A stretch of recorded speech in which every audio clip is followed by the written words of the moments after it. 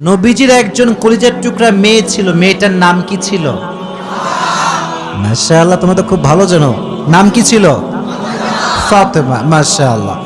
ফাতেমার দুটি সন্তান ছিল, এক হচ্ছে হাসান আর এক হচ্ছে ফাতেমার একজন স্বামী ছিল, স্বামীর নাম কি ছিল? দেখছেন কত অ্যাক্টিভ শ্রোতা আমার। মাশাআল্লাহ। আমি নিয়ত করেছি যেহেতু আজকের মূল উদ্যোক্তা হচ্ছে একজন নারী, তো আজকে আমরা একজন নারীর জীবন থেকে কথা বলবো ইনশাআল্লাহ। তার মানে এটা নয় যে শুধু নারীদের ওয়াজ, এটা তা নয়, বরং ফাতেমার জীবনীতেও আমাদের জন্য শিক্ষা আছে না নাই? মাশাআল্লাহ। নবীজির একজন মেয়ের দ্বারাই বংশ চলেছে, বংশের ধারাবাহিকতা চলেছে। মেয়েটার নাম ছিল ফাতেমা। ফাতেমার মায়ের নাম কি ছিল? খাদিজা। বলেন নাম ছিল কি? ইসলামে সর্বপ্রথম নারী যে ইসলাম ধর্ম গ্রহণ করেছিল তার নাম কি ছিল? খাদিজাতুল কুবরা রাদিয়াল্লাহু তাআলা আনহা। মাশাআল্লাহ। আচ্ছা বলেন তো, ফাতেমার সম্মানটা কম ছিল না বেশি ছিল? নবীজি বলেছেন জান্নাতে সর্বপ্রথম যেই নারী প্রবেশ করবে এবং জান্নাতের সমস্ত নারীদের যে সরদারিনী হবে তার নাম হচ্ছে ফাতেমা রাদিয়াল্লাহু তাআলা আনহা। সুবহানাল্লাহ পড়েন। নবীজি বলেছেন যে ফাতেমাকে কষ্ট দেয় সে আমাকে কষ্ট দেয়, যে ফাতেমাকে ভালোবাসে সে যেন আমি নবীকেই ভালোবাসে। সুবহানাল্লাহ পড়েন। এটা হচ্ছে ফাতেমা রাদিয়াল্লাহু তাআলা আনহা। ওনার নাম ছিল ফাতেমা আস-সিদ্দিকা, আবার তাহেরা, আবার আছে জুহরা। এক এক জায়গায় একটা উপাধি এসেছে, তবে ফাতেমার সম্মানকে আকাশচুম্বী সম্মান করে দিয়েছে একজন। জবান খুলে বলেন তিনি কে? এবার আসেন, ফাতেমা রাদিয়াল্লাহু তাআলা আনহা যখন বিয়ে করেছিলেন তার বিয়ের হাদিস, এই যুবকেরা, এই তো কথা এইটা ছিল না, কথা তো এইটা ছিল না, তোমরা চুপচাপ থাকবা একটু গ্যাপে, কেউ কাউকে ধাক্কা দিও না, এখানে জায়গা খুবই কম, কারণ সামিয়ানা খুবই কম জায়গায় আছে। আচ্ছা বলেন ফাতেমার স্বামীর নাম কি ছিল? বলেন না, নাম কি ছিল? আলী রাদিয়াল্লাহু তাআলা আনহু। যখন ফাতেমার বিবাহের বয়স ঘনিয়ে আসলো, সর্বপ্রথম ফাতেমাকে, যুবকের হাদিসটা মনোযোগ দিয়ে শুনো, খালি ডান বাম করে মোবাইল নড়াবো না, কথা শোনো। ফাতেমার বিবাহের জন্য সর্বপ্রথম যিনি বিবাহের প্রস্তাব নিয়ে এসেছিলেন তার নাম হচ্ছে আবু বকর। তার নাম কি? আমাকে জবাব দিবেন, তার নাম ছিল কি? ইয়া রাসূলুল্লাহ, আমি আপনার মেয়েকে বিয়ে করতে চাই, আপনার পারমিশন আছে কিনা? নবীজি যখন প্রস্তাব পেয়েছেন একদম সাইলেন্ট, চুপচাপ, কোনো জবাব দেন নাই। আবু বকর বের হয়ে গিয়েছে। সেকেন্ড টাইম যিনি এসেছেন তার নাম হচ্ছে ওমর ফারুক রাদিয়াল্লাহু তাআলা আনহু। নাম শুনেছেন সবাই? ইয়া রাসূলুল্লাহ, আমি আপনার মেয়েকে বিয়ে করতে চাই, আপনার পারমিশন হবে? নবীজি চুপচাপ, কোনো জবাব দেন নাই। তো দুইজন সাহাবী বুঝে গিয়েছে নবীজি তো চুপচাপ, প্রপোজালটা কি অ্যাকসেপ্ট হয়েছে না রিজেক্ট হয়ে গিয়েছে? রিজেক্ট হয়ে গিয়েছে, বের হয়ে আসছে। বাহিরে আরো আছে দুইজন সাহাবী। বলো কয়জন সাহাবী? খেয়াল করে দেখবেন যুবক ভাইয়েরা, বন্ধু বান্ধব এক জায়গায় বসলেই বদমাইশ শুরু হয়ে যায়, ঠিক কিনা বলো যুবক ভাইয়েরা? কিছু কিছু যুবক খুবই ভদ্র, মেয়ে দেখতে চায় না। কিছু কিছু লুচ্চা বন্ধু আছে, বলে এই দেখ, ওই যে দেখ দেখ দেখ দেখ। নিজে ভালো থাকতে চাইলেও বন্ধুরা ভালো থাকতে দেয় না, ঠিক না? তো সাহাবা একরাম দুষ্টামি করতেন, বন্ধুত্বের মাঝে দুষ্টামি না হলে বন্ধুত্ব জমে না। তো ওনারা বন্ধুত্বর মাঝে দুষ্টামি করতেন, কিন্তু হারাম কোনো কথা বলতেন না, যা বলতেন সুন্নাহ অনুযায়ী বলতেন। সুবহানাল্লাহ। তো খেয়াল করেন, এদিকে আমার চোখে চোখ। তো যখন দুইজন সাহাবী রিজেক্ট হয়ে গিয়েছে বিয়ের ক্ষেত্রে, তারা বের হয়ে আসছে যে আমাদের বিয়ে হবে না, আমরা রিজেক্ট। বাহিরে আছে আরো দুইজন সাহাবী, এক হচ্ছে আব্দুর রহমান বিন আউফ আর এক হচ্ছে আলী রাদিয়াল্লাহু তাআলা আনহু। তো আব্দুর রহমান বিন আউফ বলছে, আলী, আবু বকর রিজেক্ট হয়ে গিয়েছে, ওমর রিজেক্ট হয়ে গিয়েছে, আমার বিশ্বাস আলী যদি বিবাহের প্রস্তাব নিয়ে যায় নবী তার প্রস্তাবকে কখনো ফিরে দিতে পারবে না। সুবহানাল্লাহ পড়লেন না? এবার আলী রাদিয়াল্লাহু তাআলা আনহু বলছে, আমার কাছে টাকা নাই, পয়সা নাই, গাড়ি নাই, বাড়ি নাই।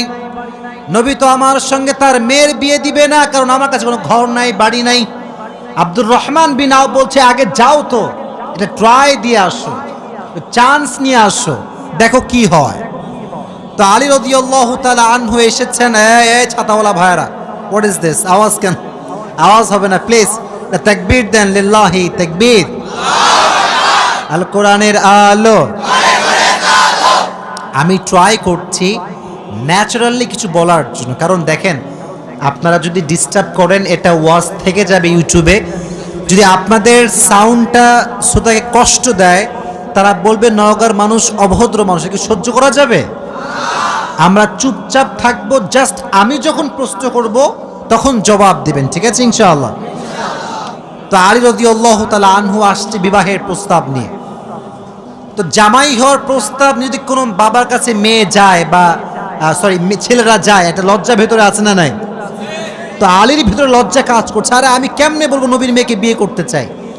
তো যখন আসছে লজ্জায় কাছে আসে না, একবার জানে একবার বামে, এদিক এদিক করতেছে। তো নবীজিকে আগেই আল্লাহ তাআলা জিবরাইলের মাধ্যমে ওহী পাঠিয়েছেন, নবী হে, আজকে আপনার কাছে আলী রাদিয়াল্লাহু তাআলা আনহু জামাই হওয়ার প্রস্তাব নিয়ে আসবে। সুবহানাল্লাহ পড়ে। তো নবী বলছেন, আলী তুমি আজকে কেন এসেছো? তো আলী বলতে চায় না, বলছে নবী এমনি ঘুরতে আসছি, কোনো কাজ কাম নাই তো এমনি ঘুরতেছি আর কি। তো নবী বলছে, আলী আমি কিন্তু জানি তুমি কেন এসেছো। বলছে কেন নবী আপনি বলেন। বলছে আজকে তুমি আমার জামাই হওয়ার প্রস্তাব নিয়ে এসেছো। সুবহানাল্লাহ। তো নবীজি আগের দুইবার ছিলেন চুপচাপ, আগে ছিলেন কি চাপ? আরো জোরে। কিন্তু নবী এবার একটা কথা বললেন। নবী বললেন, আলী ইনশাআল্লাহ। তো আলী আবার ইনশাআল্লাহর অর্থ বোঝে না, যে ইনশাআল্লাহ মানে আবার কি হবে এখানে। তো উনি ভাবছে আমারটাও মনে হয় রিজেক্ট হয়ে গিয়েছে, বের হয়ে আসছে। তা আব্দুর রহমান বিন আওফ দূরে দূরে আছে, আয় হ্যাঁ আমি তো পরামর্শ দিয়ে পাঠাইছিলাম, রিজেক্ট যদি হয়ে যায় কপালে দুঃখ আছে না নাই? তো বলছে, আলী কি হয়েছে তোমার, বিয়ে কি হবে না কি হবে না? তো আলী বলছে, আমিও রিজেক্ট খাইছি, আমার বিয়ে হবে না। তো বলছে, নবী কি বলেছে আগে তাই বলো। বলছে নবী বলেছে ইনশাআল্লাহ। তো আলী রাদিয়াল্লাহু তাআলা আনহুর এই কথা শুনে আব্দুর রহমান বিন আওফ বলছে, তোমার বিয়ে অর্ধেক হয়ে গিয়েছে মনে করো। সুবহানাল্লাহ পড়ে। আচ্ছা বলেন তো প্রিয় ভাইয়েরা, ফাতেমার মতো চরিত্রবান নারী কি আমাদের এই বর্তমান বাংলাদেশে পাওয়া যাবে? আসতে বললেন কেন? পাওয়া যাবে? আলীর মতো এরকম জামাই, মুত্তাকি জামাই আল্লাহর জমিনে কাউকে পাওয়া যাবে? আজকালকার তো বোরকা পড়লো বিশ্বাস করা বড় দায় হয়ে যায়। আপনি দেখবেন আজকাল যারা টিকটক করে তাদের 80% হচ্ছে বোরকাওয়ালি নারীরা টিকটক করে। আমি কথা বলবেন না প্লিজ, নো কথা প্লিজ, আমি বলছি। দেখবেন টিকটকার মেয়েরা আসলে ইসলামটা বোঝে নাই। তারা মনে করছে জাস্ট বডিটা শো করব, কয়েকটা ফ্যান ফলোয়ার্স বাড়বে, বাস এনাফ। কিন্তু সে বুঝে নাই যে এই সামান্য কয়েকটা ফ্যান ফলোয়ার্স আমাকে জাহান্নামের আগুনে হাজার হাজার বছর পুড়িয়ে ফেলবে, ঠিক কিনা? They don't have any kind of realization, অনুধাবন নাই। এই যে একটা মেয়ের চেহারা আমরা দেখছি, তার উলঙ্গ চেহারা, উলঙ্গ বডি ফেসবুকে সে শো করছে, টিকটকে সে শো করছে, আমাদের চোখ কি ভালো হচ্ছে না নষ্ট হচ্ছে?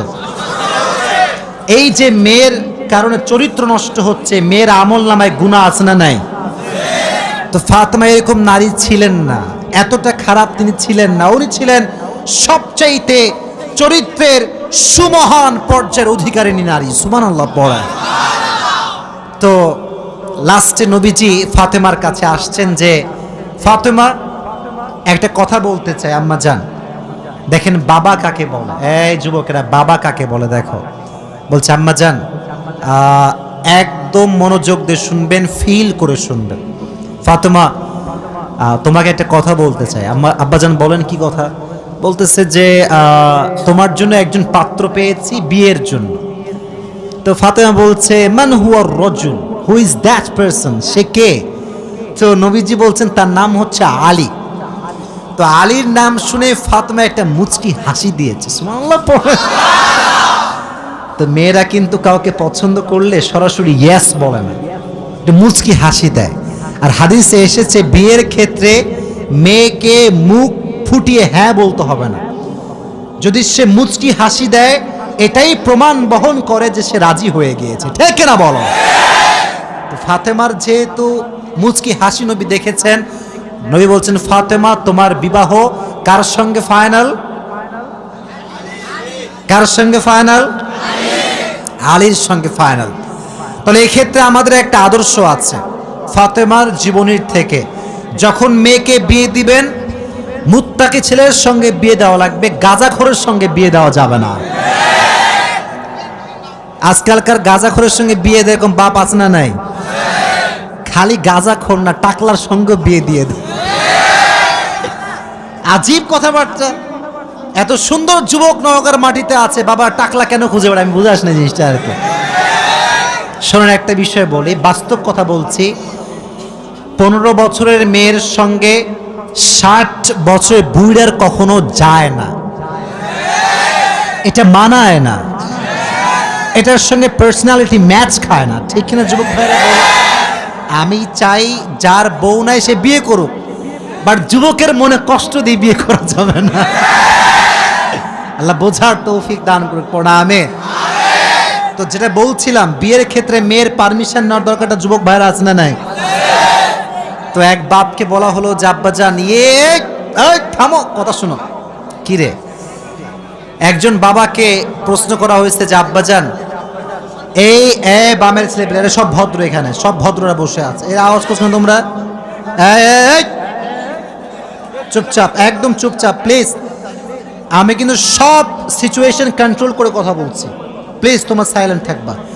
আচ্ছা, বেশি ছেড়ে গিয়েছে মাশাআল্লাহ, তাকবীর দেন, লিল্লাহি তাকবীর।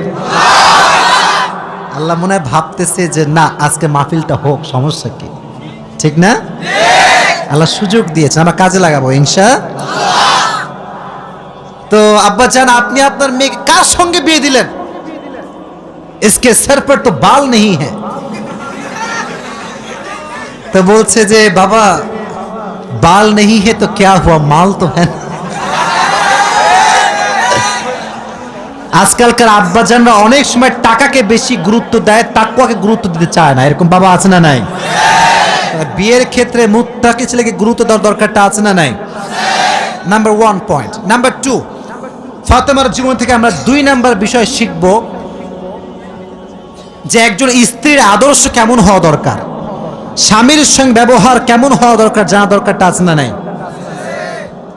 আজকালকাল দেখবেন আপনারা প্রিয় ভাইয়েরা, সারাটা জীবন স্বামী তার বউয়ের জন্য খাটে, টাকা পয়সা গাড়ি বাড়ি সব দেয়, একদিন গিয়ে বলে কি জানেন, তুমি আমারে কি দিলে,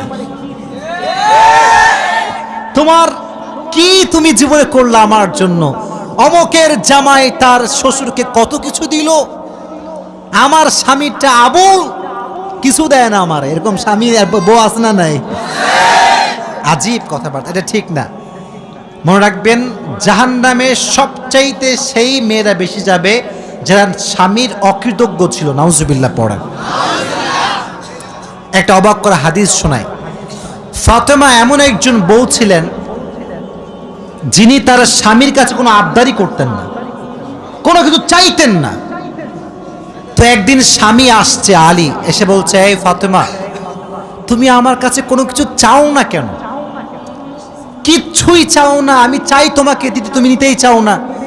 আজকে তুমি এমন একটা কিছু চাইবা যেটা খাওয়ার জিনিস হবে, আমি তোমাকে নিয়ে এসে খাওয়াবো, আমি তোমাকে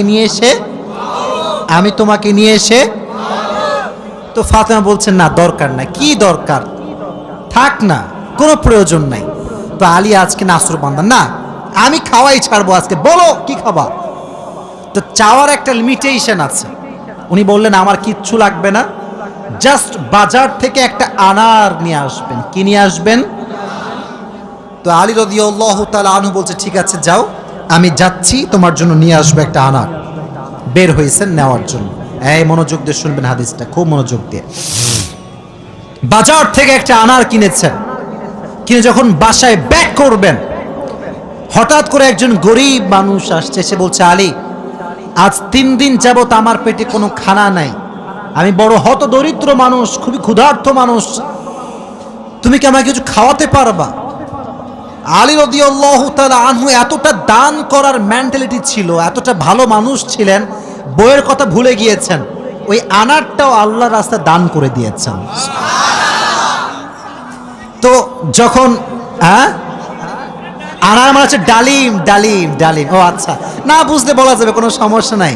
আনার মানে হচ্ছে, নগরে ডালিম আছে না নাই? তোমাদের নগরে একটা বড় বাজার আছে, বাজারটার নাম কি? হ্যাঁ, ওখানে দেখবা রাস্তার বাম পাশে সবগুলো বসে না, ফলের সব দেখবা, অনেক অনেক অনেক আপনার আঙ্গুর রাখা আছে, বেদানা রাখা আছে, আছে না নাই? আপনারা বেদানাও বলেন, ডালিমও বলেন। আচ্ছা, তো উনি দান করে দিয়েছেন। তো যখন দান করে দিয়েছেন, হঠাৎ করে মাথায় আসছে, তো কার জন্য ছিল? ফাতেমার জন্য। বলেন, কার জন্য ছিল? তো মনটা খারাপ যে জীবনে বউ একবার চাইলো, তাও খাওয়াইতে পারলাম না, মানুষকে দিয়ে দিলাম। বাসায় আসছে, মনটা খুবই খারাপ। তো বউয়ের ভালোবাসা কাকে বলে খুব ভালো করে বুঝবেন।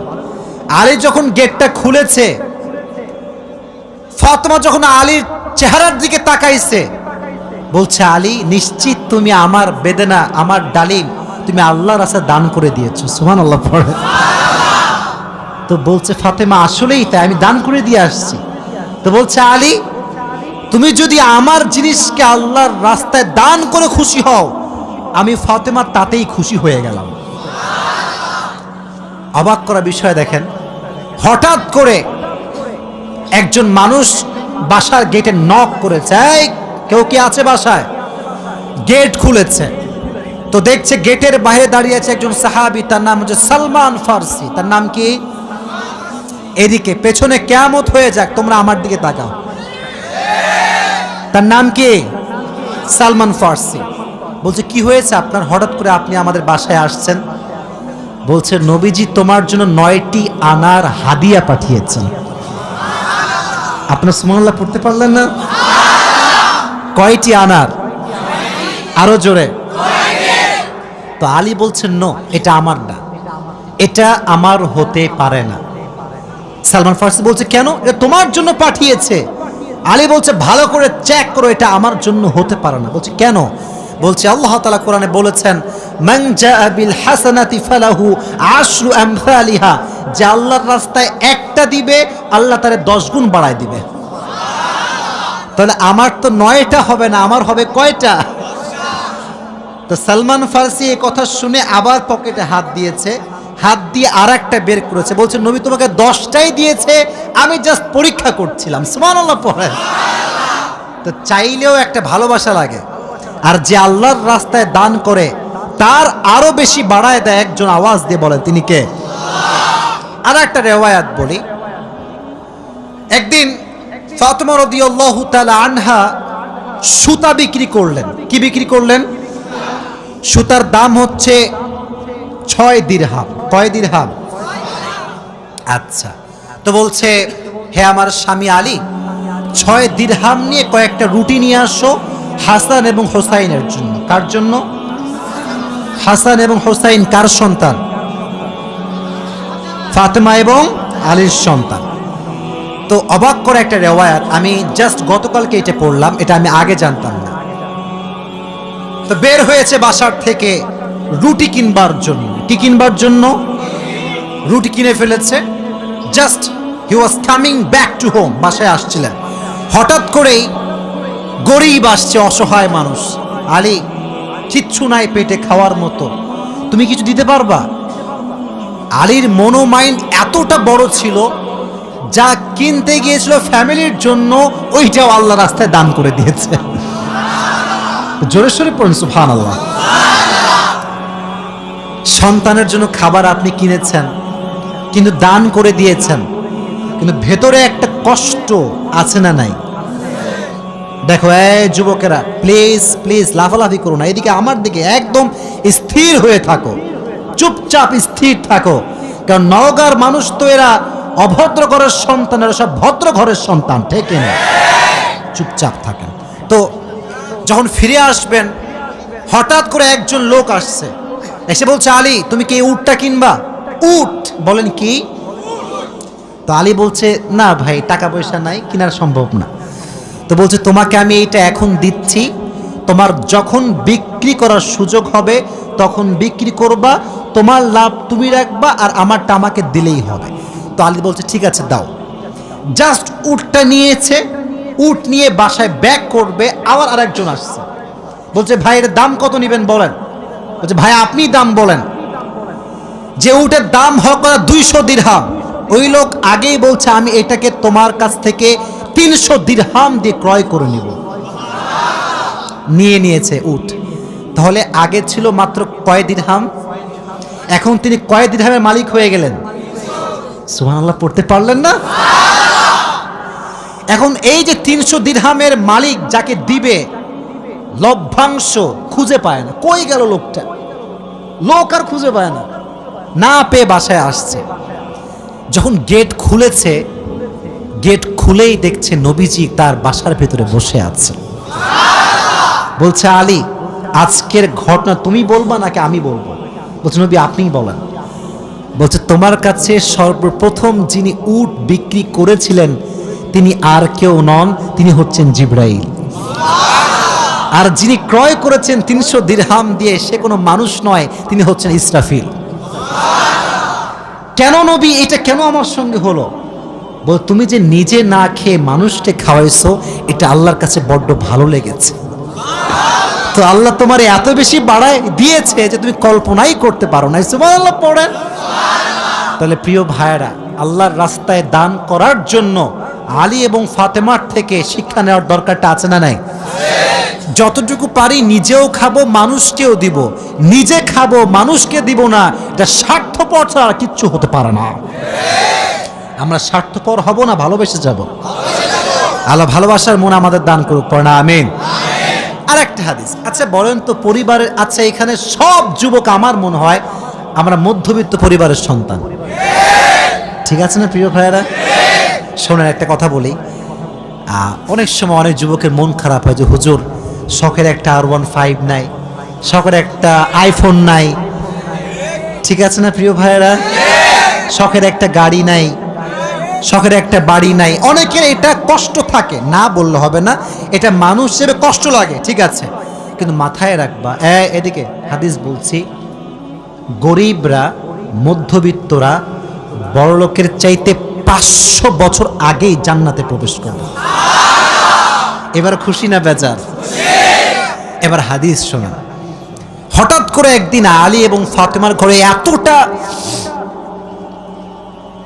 এতটা অভাব, ভাত নাই, চাল নাই, ডাল নাই, কিচ্ছু নাই, একেবারে 3 দিন যাবত না খাওয়া। কয়দিন? এটাই কম মনে হচ্ছে আপনার কাছে? কম না বেশি? আপনি বিশ্বাস করেন আজকালকার যুবকরা বডি বিল্ডিং করে, ইভেন তার 6 প্যাক বডি আছে, কিন্তু রোজা রাখতে চায় না। এই এলাকায় মনে হয় নাই?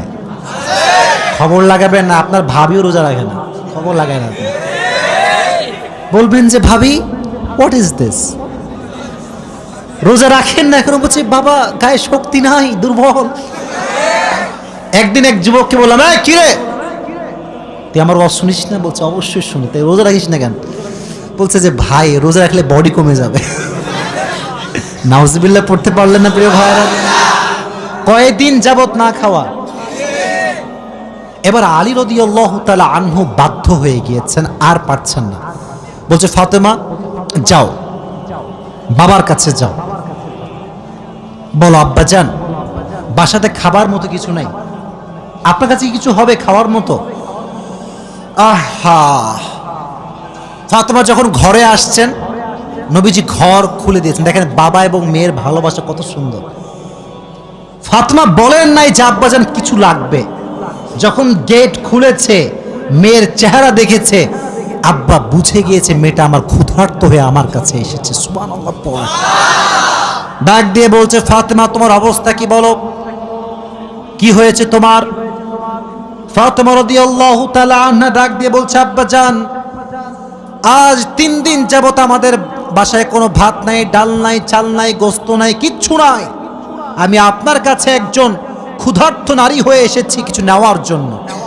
তো নবীজি বলছেন, এই যুবকরা এদিকে তাকাও। বলছে, ফাতেমা, আমার কাছে 5টা বকরি আছে, 5টা দোয়া আছে। 5টা বকরিও আছে, 5টা ধামরাটের ভাইয়েরা, 5টা দোয়া আছে, 5টা বকরি আছে। তুমি কোনটা নিতে চাও?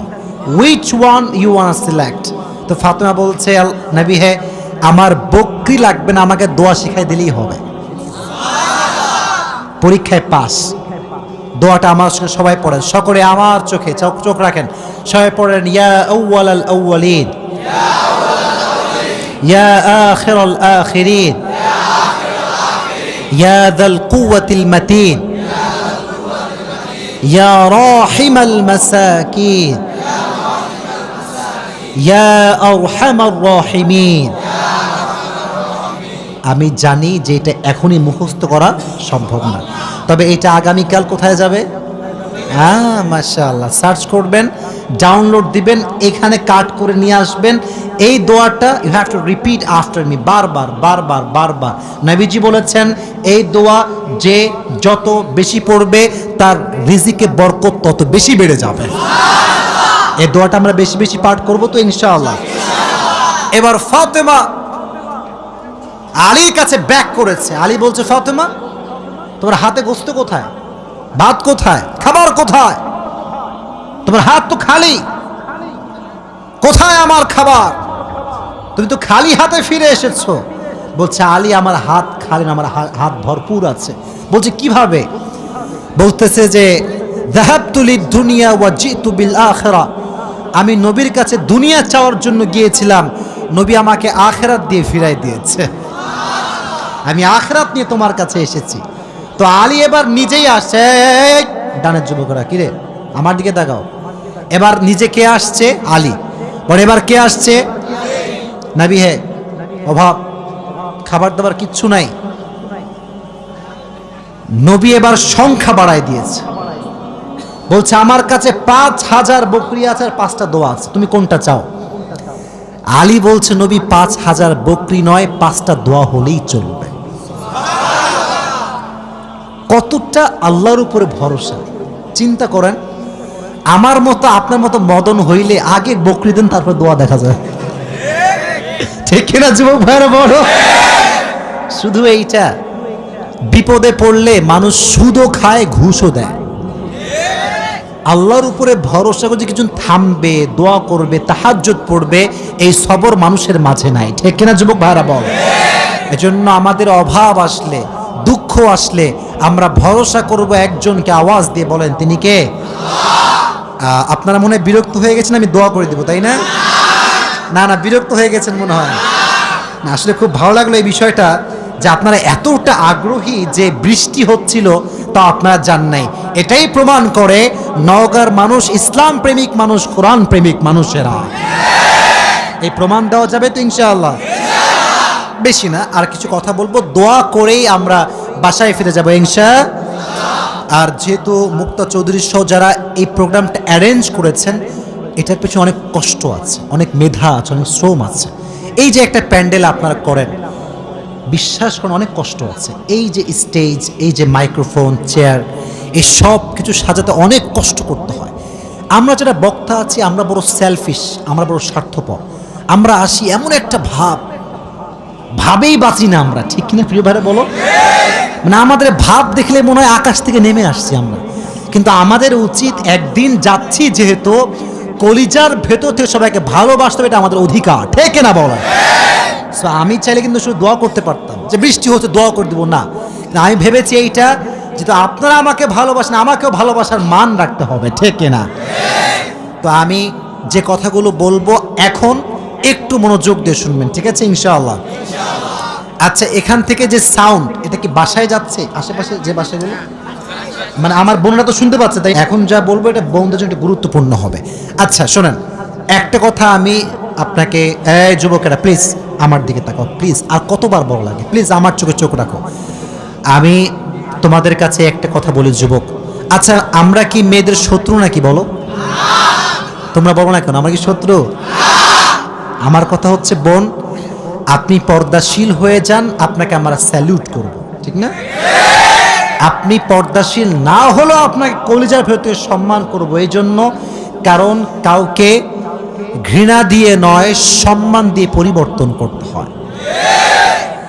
আমাদের যে আজকাল অ্যাটিটিউড আমাদের বক্তাদের ভেতরে, দেখবেন যে আমরা বাংলাদেশে ভাই যেই পরিমাণ হুজুররা আর এক হুজুরকে বদনাম করে, পৃথিবীতে দ্বিতীয় আর কোথাও আপনি এরকম পাবেন না।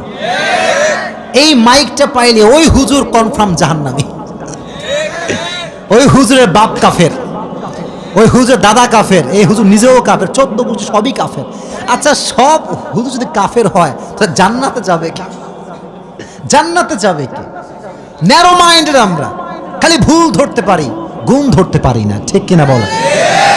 তো আজকের এই নওগাঁর ধামইরহাট, তাই না, ধামইরহাটের মাহফিল, আমি একটা ছোট্ট কথা বলছি।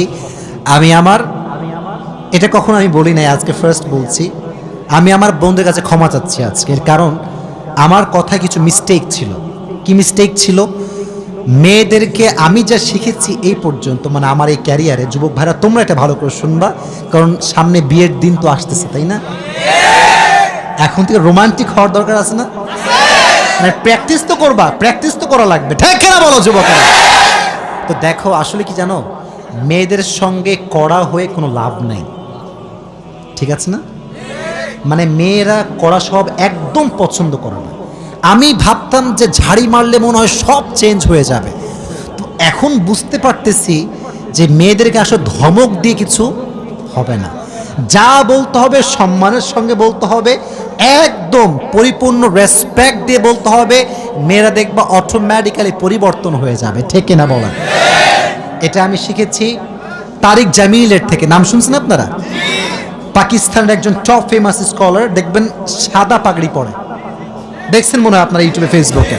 তো উনি বললেন যে अगर किसी को दीन में लाना चाहते हो तो जबान की बोल को मीठा बनाओ। উনি বললেন যে কাউকে দিনের পথে নিয়ে আসতে চাও, তোমার কথা হবে মধুর মতো মিষ্টি। সুবহানাল্লাহ পড়া। পিতা কথা দিয়ে কিছু করা যায় না। আপনি দেখবেন যে আমি অধমের কথা এমন এমন যুবকরা শোনে যার এক পাশে চুল আছে আর এক পাশে চুল নাই, খুব স্টাইলিশ ছেলেগুলো আমার কথা শোনে, তো রাস্তায় দৌড়ায় দৌড়ায় আসে, এই কি ব্যাপার, তুমি আমার কথা শোনো, তোমার তো আমার সঙ্গে আসলে যাওয়ার কথা না। বলছে হুজুর আপনি যা বলেন এটা আমার সঙ্গে যায়, যায় না? এই যে আমি বলি ছ্যাঁকা খেয়ে বেকা হওয়া যাবে না, কথা বাস্তব না অবাস্তব? আমি এটা বলি কেন জানেন?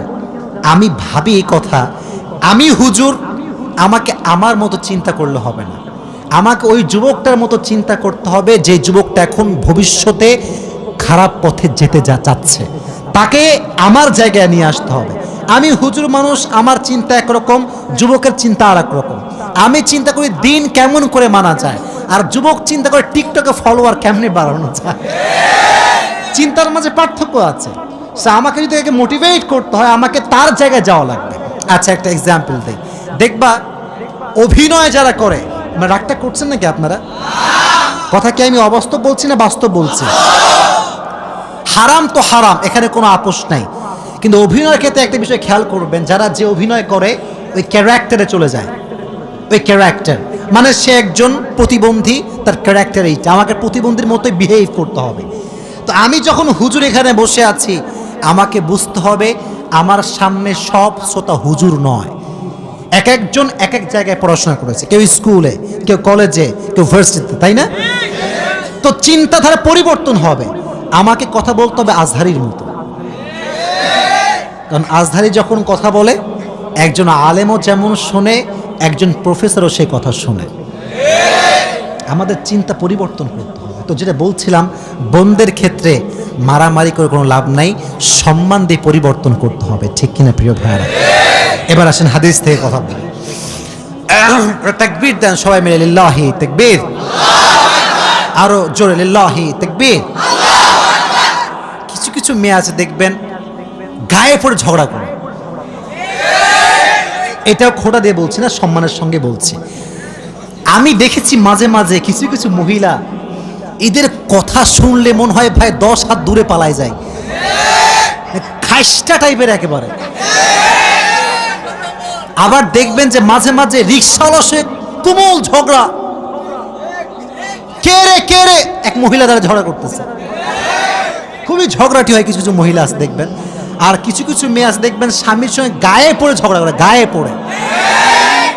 স্বামী এসে বলছে যে দেখো তোমাকে শাড়ি পরে অনেক সুন্দর লাগছে মাশাআল্লাহ। তো বউ বলতেছে আচ্ছা জান বলো তো আমি কি মোটা হয়ে গিয়েছি? তো স্বামী বলছে না না না তুমি অনেক সুন্দর স্লিম আছো। বলছে তুমি তো আমার ভালোবাসার মানুষ, বলো না একটু। বলছে না না তুমি মোটা হওনি, তুমি চিকন ঠিকই আছো। বলছে মিথ্যা কথা না, সত্য কথা বলো, আমি তোমাকে ভালোবাসি, কিচ্ছু হবে না। তো বলছে যে জান তুমি একটু মোটা হয়েছো। বাস আগুন লেগে গেল, ও আমি মোটা হয়ে গেছি তাই না? মানে স্বামী ঝগড়া লাগাবে না, মেয়েটা ইচ্ছা করে ঝগড়া লাগায়, ঠিক কিনা বল? হাদিসে এসেছে ফাতেমার সঙ্গে আলীরও ঝগড়া হতো মাঝে মাঝে, বাট এটা মিষ্টি ঝগড়া ছিল। আলী রাগ করলে ফাতেমা মানায় নিত, ফাতেমা রাগ করলে আলী মানায় নিত। সুবহানাল্লাহ পড়েন।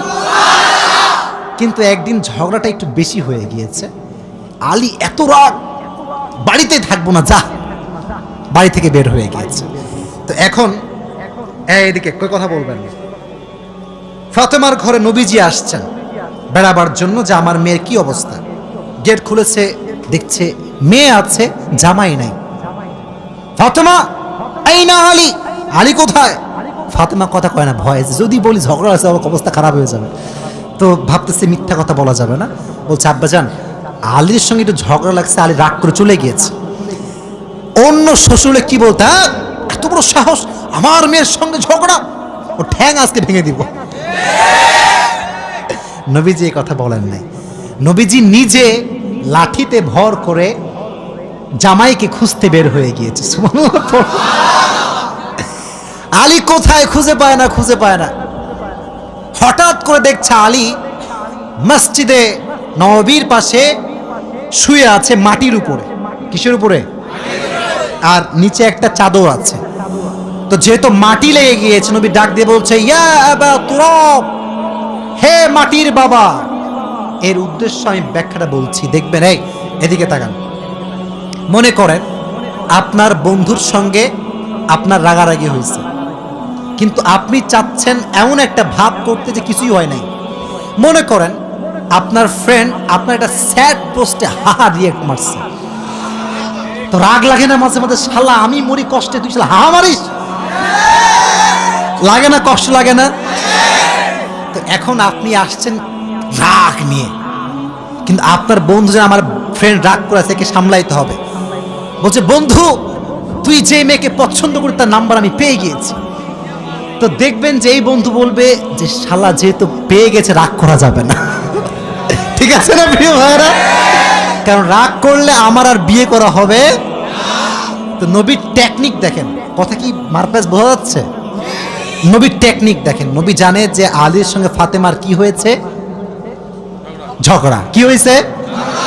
আরো জোরে কি হয়েছে? তো আলীকে এমন ভাবে ডেকেছে ইয়া আবা তুরাব, মানে ও জামাই সাহেব কি খবর, কি করেন? মানে আমি কিছু জানি না, কোনো সমস্যা না, আসেন, কিছু হয় নাই, আসেন। তো আলী ভাবতেছে নবী মনে হয় জানে না, কোনো সমস্যা নেই, চলো নবীর সঙ্গে যাওয়া যায়। তো নবী এদিকে তাকান, প্র্যাকটিক্যালি বোঝেন, আমি অ্যাক্টিং করে বোঝাচ্ছি, অভিনয় করে। নবীজি বললেন আলী ওঠেন, নিজে জামাইয়ের হাত ধরে উঠালেন। সুবহানাল্লাহ পড়েন। গল্প করতে করতে জামাই শ্বশুর যাচ্ছে বাড়ির দিকে। এদিকে বাসায় আছে কে? বাসায় আছে কে? নবীজি গেট নক করলেন, ফাতেমা তুমি কোথায়, বের হও। ফাতেমা গেট খুলেছেন। ফাতেমা একটু হোপ মেরে আছে, মানে রাগ, স্বামীর উপর একটা মিষ্টি রাগ। নবীজি বুঝে গেছেন যে ফাতেমা রেগে আছে। আলীও তাকাচ্ছে না। ভালোবাসার রাগ আর কি। ভালোবাসা হচ্ছে এমন একটা জিনিস, এখানে রাগ না থাকলে, অভিমান না থাকলে ভালোবাসা জমে না আসলে, ঠিক না প্রিয় ভাই? আচ্ছা, তো নবীজি বলছেন ফাতেমা এই দেখেন, এদিকে তাকান, এদিকে তাকান। ফাতেমা ডান পাশে বসো, আলী আমার কাছে আসো। রোমান্টিক সিন ম্যান, বামে বসো। তো বলছে আলী তোমার হাত দাও, ফাতেমা তোমার হাত দাও। এবার আমার বুকের দিকে তাকান, এই যে এখানে নবীজি ফাতেমার হাত এখানে রাখলেন নিজের বুকের উপরে, আলীর হাত তার উপরে, আর নবীজি এই দুইটা হাতের উপর নিজের হাতটা রাখলেন।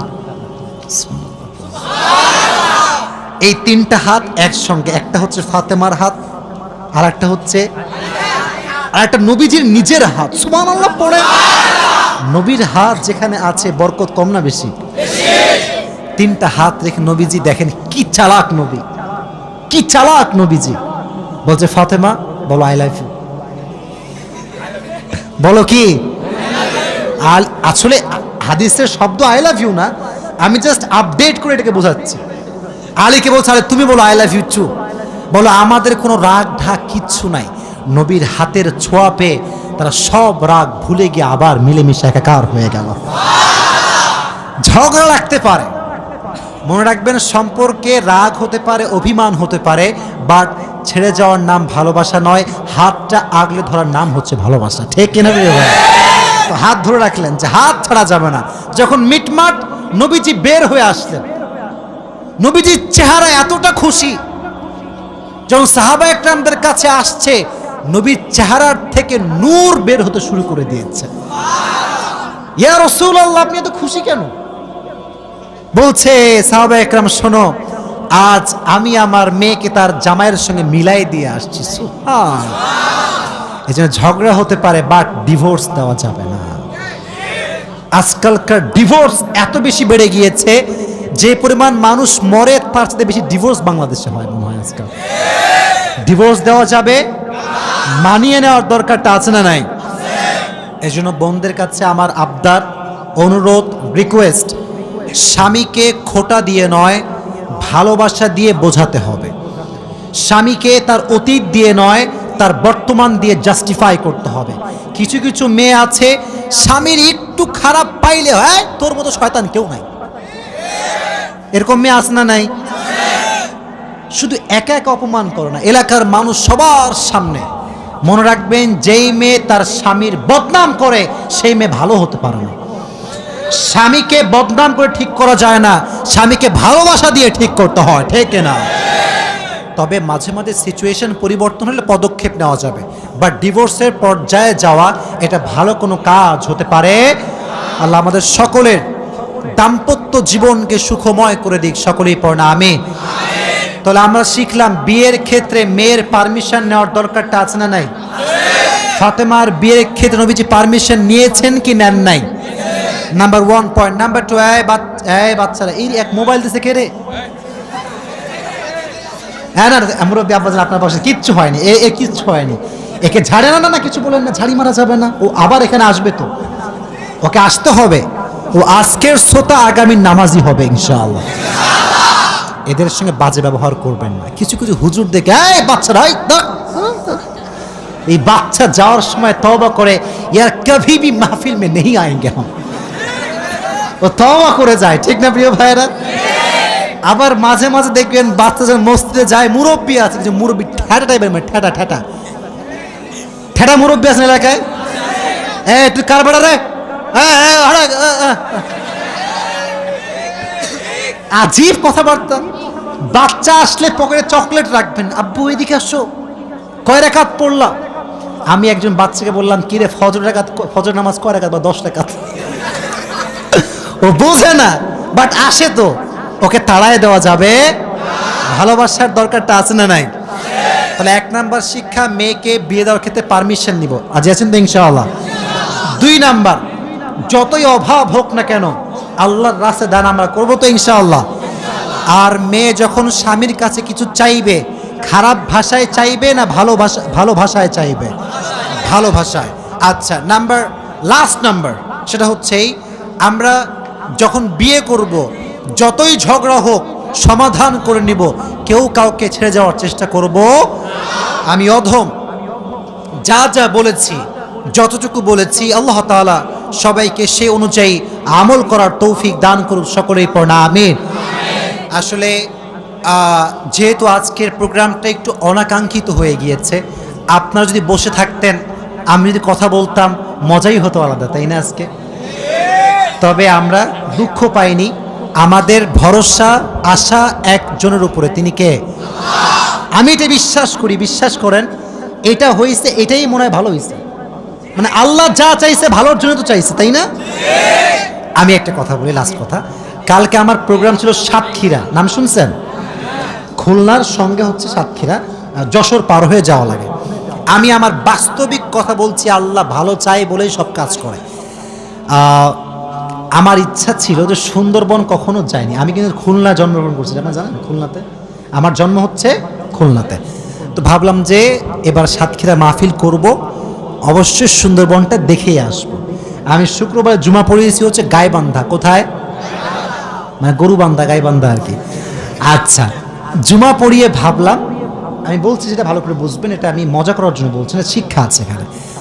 তো গাইবান্ধার থেকে আপনার সাতক্ষীরা হচ্ছে প্রায় 12 থেকে 14 ঘন্টার জার্নি। কম না বেশি ভাই? অনেক দূর। কিন্তু বিশ্বাস করুন, আমার নিয়ত হচ্ছে গাইবান্ধার থেকে সোজা যাবো একদম খুলনা সুন্দরবন।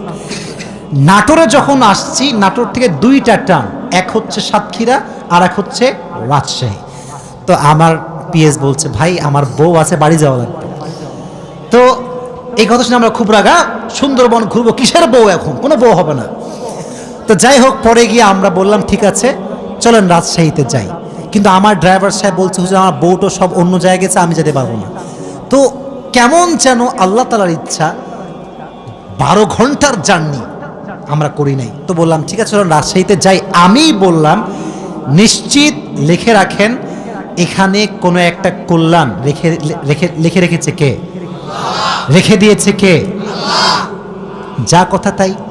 বাসায় আসলাম, মাথায় প্রেশার যে আবার ঘুম থেকে উঠেই যাওয়া লাগবে সাতক্ষীরা। সকালে কল যে হুজুর মারাত্মক বৃষ্টি, আমাদের বিশাল বড় প্রোগ্রাম, কয়েকটা থানা মিলে আমাদের মাহফিল, বিশাল বড় প্যান্ডেল, একটা ঝড় একটা বৃষ্টি সব বানচাল করে দিয়েছে, সব শেষ। তার মানে হচ্ছে হুজুর আপনাকে আসতে হবে না। তখন ভাবলাম যদি আমি 12 ঘন্টার জার্নি করে যেতাম হুদায়, আসতাম হুদায়, কোনো কাজ নেই। মাঝখান দিয়ে আমার মেন্টালি স্ট্রেসটা বাড়তো, কষ্ট হতো। তখন বুঝলাম আল্লাহ জো করতা হ্যায় আচ্ছাই কে লিয়ে করতা হ্যায়, ঠিক না? যা কিছু হয়, whatever happens in our life, Allah has better plan for you. যা হচ্ছে এই সব কিছুর পেছনে হাত আছে একজনের, তিনি কে? অতএব আজকে যা হয়েছে, যা শুনছি, খারাপ তো শুনি নাই। ওয়াজটি খুব খারাপ লাগছে নাকি আপনাদের? আজকের ওয়াজের শিক্ষা আছে না নাই? মানে আজকের ওয়াজটা এমন একটা ওয়াজ আমার লাইফে আমি করলাম, যে ওয়াজে যুবকদের জন্য শিক্ষা আছে, মেয়েদের জন্য শিক্ষা আছে, বাবাদের জন্য এইটা শিক্ষা আছে, টাকলা নয়, সরকারি নয়, গাঁজাখোর নয়, মুত্তাকি ছেড়ে দিয়ে আপনার মেয়েকে বিয়ে দেওয়া লাগবে, ঠিক আছে? আমি যতটুকু বলেছি, যা যা বিয়ের ব্যবস্থা করতে হবে নাকি? আচ্ছা তোমরা, আমি বলি হ্যাঁ, খালি চিল্লা ছেলেবেলা দাও। তোমরা এসএসসি এক্সাম দিবা, কে কে এসএসসি আগে দিয়েছো বা দিবা? দিয়েছো? এসএসসি এক্সাম চলছে, এরকম কেউ কি আছে নাকি? তোমাদের পরীক্ষা বাদ দিয়ে ওয়াজ শুনতে আসছো? আল্লাহ এদের পরীক্ষার রেজাল্ট ভালো করে দিক, সকলেই পড়ো না আমিন। আচ্ছা হাত নামা, হাত নামা। আমি বলি আচ্ছা, আমি কিছু কথা বলা যায় না, দোয়া করে দেবো এখনই। আচ্ছা তোমাদের একটা কথা বলে শোনো, পরীক্ষা নিয়ে কখনো প্যারা নেওয়া যাবে না ভাই। একটা কথা বলি শোনো, পরীক্ষায় ফার্স্ট হওয়া যদি সব কিছু হতো, তাহলে ইলন মাস্ককে কেউ সম্মান করতো না, বিল গেটসকে কেউ সম্মান করতো না। মাথায় রাখবা, পরীক্ষার ফার্স্ট হওয়া যেমন জরুরি, টাকা পয়সা তার চেয়ে বেশি জরুরি। এটা আমি আসিফ বলছি, কে কি বলবে এটা আমি জানি না। আমি আমার বাস্তবিক অভিজ্ঞতা বলছি।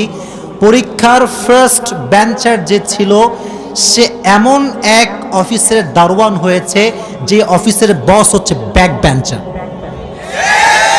কথা বোঝো নাই তোমরা আমার? তার মানে যে পড়ালেখা ছাইড়া দিবা সব, বা তা না। পড়ালেখাও করবা, রেজাল্টও ভালো করবা, মাঝখান দিয়ে চরিত্র ঠিক রাখবা, টাকা পয়সাও তোমাকে কামাতে হবে। কারণ আজকালকার কিছু খালা আছে দেখবা, এই তোমার ছেলের কি খবর গো, আমার ছেলে তো চাকরি হয়ে গেল, আমার মেয়ের বিয়ে হয়ে গেল, তোমার ছেলে কখন কি হবে?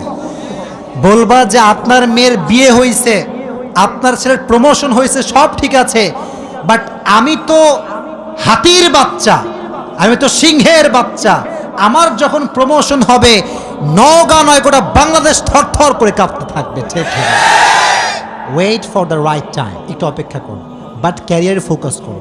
মনে রাখবা পরীক্ষার এই যে একটা পেইন, এরকম পেইন যে কত খাইছি জীবনে, কিছু কাজে আসে নাকি, খালি ঘুমটা নষ্ট করছি আর কিচ্ছু না। এক সময় এত পেইন, না 1 নাম্বার হতেই হবে, নয় বাপ ভাত দিবে না, কিচ্ছু দিবে না। আমার বাপ আমাকে নিজে বলে, আব্বা তুমি যে 1 নাম্বার চিন্তা হওয়া বাদ দিয়েছিলা, এটাকে আমি এখন বুঝতে পারছি যে তোমার সঠিক সিদ্ধান্ত ছিল। কারণ আমরা এই যে তথাকথিত সমাজ 1 নাম্বার হতে হবে, 1 নাম্বার হতে হবে, এইটা করতে করতে ক্যারিয়ারের মূল ফোকাসটা হারায় যায়।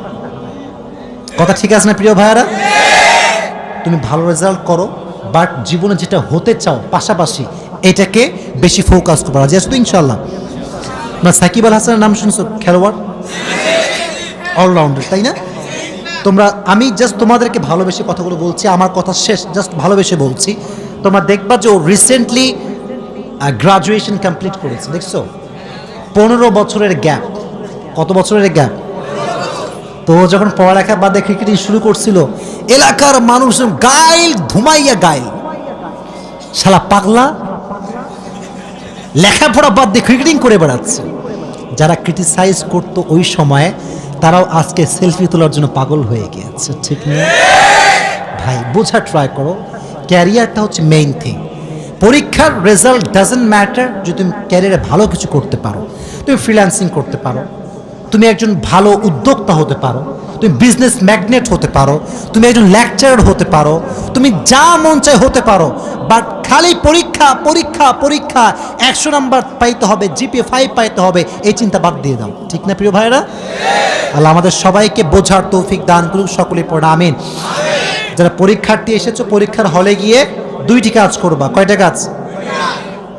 1, যখন বাসার, সবার জন্য বলছি, শুধু ওদের জন্য না, সবার জন্য, যখনই পরীক্ষা আসবে বাসার থেকে বের হওয়ার আগে 2 রাকাত সলাতুল হাজত পড়বেন। কি হাজত? এদিক থেকে শুনছে, এদিক থেকে শুনে নাই, কি নাম? 2 রাকাত নামাজ নিয়ত করবা যে আমি সলাতুল হাজত পড়ছি। এদিকে তাকাও, 2 রাকাত পড়বা, পড়ে দোয়া করবা যে আল্লাহ আমি যতটুকু পারি করেছি, বাদ বাকি তোমার হাতে, তুমি আমার পরীক্ষার ফলাফল ভালো করে দিও। সকলে পড়া আমিন। আর একটা আমল পরীক্ষিত, এটা আমি নিজে করছি, সেটা হচ্ছে পরীক্ষার হলে গিয়ে দুরূদ শরীফ পড়বা। দুরূদ ইব্রাহিম পড়ো আমার সঙ্গে, আল্লাহুম্মা সাল্লি আলা মুহাম্মদ। আরো জোরে, আল্লাহুম্মা সাল্লি আলা মুহাম্মদ ওয়া আলা আলি মুহাম্মদ কামা সাল্লাইতা আলা ইব্রাহিম ওয়া আলা আলি ইব্রাহিম ইন্নাকা হামিদুম মাজিদ। আমি এই আমলটা অ্যাপ্লাই করেছি, আমার যেটা মাথায় ছিল না যে কি আনসার হবে, এটাও আল্লাহ আমার মাথায় ঢুকাই দিয়েছে। ইভেন আমি আল্লাহকে সাক্ষী রেখে বলছি, আল্লাহর কসম করে বলছি, আমার রেজাল্ট, এটা শো অফ না, এটা আমার শো অফ মনে করে প্রচার করে দিও না, শো অফ না, আমার রেজাল্ট যে এত ভালো হয়েছে, যে সেকেন্ড হয়েছে আমার পরে, যে সে আমার চাইতে 100-এরও বেশি কম নাম্বার পাইছে, আলহামদুলিল্লাহ। তার মানে যে আমি খুব ভালো তা না, উদ্দেশ্য হচ্ছে আমলে একটা ইফেক্ট আছে। যদি আমলকে আপনি বিশ্বাস করে করতে পারেন, আমলের আপনার একটা পরিচয় দিয়ে দিবে একজন, আওয়াজ দিয়ে বলেন তিনি কে। তো পরীক্ষার হলে এটা মনে করো কোয়েশ্চেন পেপার, এটা হাতে পাইছো, দেখবা না, আগে দেখবা না, মানে পড়ার আগে, হাতে পাওয়ার আগেই পড়বা আল্লাহুম্মা সাল্লি আলা মুহাম্মদ ওয়া আলা আলি মুহাম্মদ কামা সাল্লাইতা আলা ইব্রাহিম ওয়া আলা আলি ইব্রাহিম ইন্নাকা হামিদুম মাজিদ। তুমি বিশ্বাস করো, তোমার ঈমান শক্ত রাখো, দেখবা তোমার যেটা অনেক হার্ড কোয়েশ্চেন, এটাও তোমার জন্য ইজি হয়ে যাবে ইনশাআল্লাহ। প্রত্যেকটা যুবককে আমলটা করার তৌফিক দান করুন, সকলেই পড়া আমিন। মুক্তা চৌধুরী সহ তার হাজবেন্ড, তার যারা এটাকে এত সুন্দর আয়োজন করেছে, সবার জন্য আমি দোয়া করি, সবাইকে নেক হায়াত দান করুন, পড়া আমিন। হ্যাঁ, উনি কিন্তু এই আয়োজন করার কথা না। ওনার মতো মানুষ, বড় পর্যায়ের মানুষ, ওনারা অন্য চিন্তা করার কথা ছিল। এটা প্রমাণ করে যে মুক্তা চৌধুরী একটা ভালো ইসলামিক মনোমাইন্ড বিলং করে, ঠিক আছে না প্রিয় ভাইরা? ইভেন তোমরা দেখো উনি দাওয়াত দিয়েছে বলে কিন্তু আমরা আজকে এখানে আসছি, তাই না? তো আমি আসলে ওনার বাবার জন্য দোয়া করব যে আল্লাহ ওনার বাবাকে জান্নাতুল ফিরদাউসের উঁচু মাকাম নসিব করে দিক। সকলে মন খুলে পড়না আমিন। এবং পাশাপাশি যারা বেঁচে আছে আত্মীয় স্বজন সবাইকে আল্লাহ নেক হায়াত দান করুক। সকলে পড়না আমিন। আমাদের যারা মারা গিয়েছে পূর্বপুরুষ, বাবা মা, খালা খালু, নানা নানি, দাদা যান, সবার জন্যই আজকে আমরা আমাদের মন খুলে দোয়া করব, ঠিক আছে?